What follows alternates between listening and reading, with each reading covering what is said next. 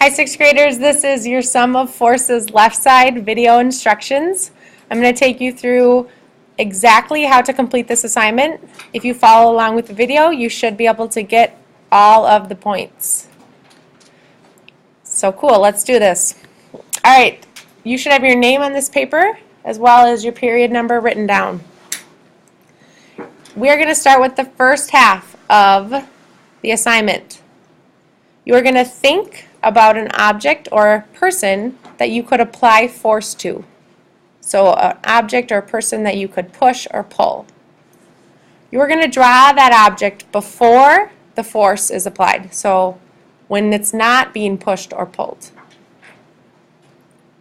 Then you are going to draw the object after the force was applied. So after it was pushed or pulled.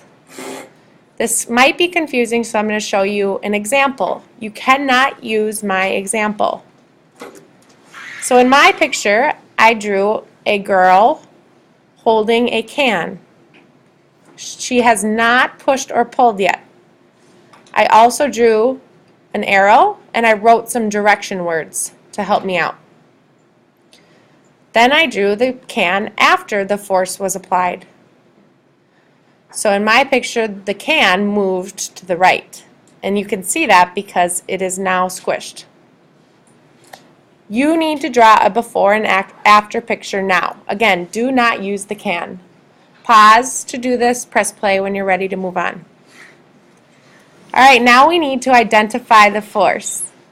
So when we identify the force, remember we always use the format who does what, to what object, and where.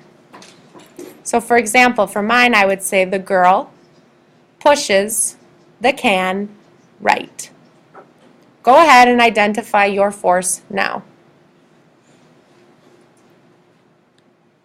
Alright, we're going to move on to the next part of your assignment. It says 3 important words for force.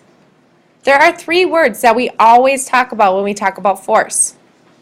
They're in your definitions that are found in your dictionary or your vocab sheet. Also, think about a force that keeps us down on Earth. That is an important keyword as well.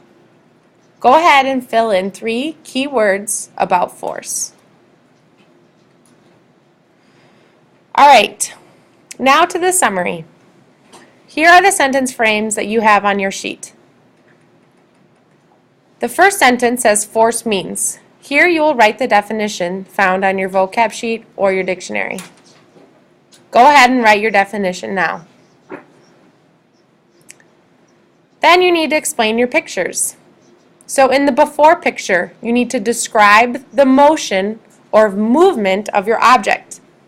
So for example, my object is the can, so I would say in the before picture, the can is not moving. Then you need to explain the after picture. Describe the motion of your object and the direction it moved. So in mine, I would say the can moved right. Again, you're doing this about your picture.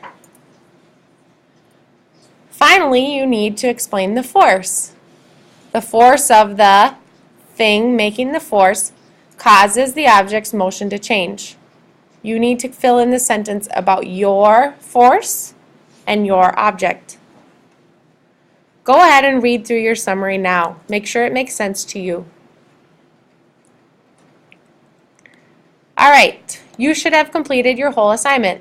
I want you to reread your assignment like this guy and make sure everything sounds correct. If it does, you can color your picture and then turn it in. Good luck!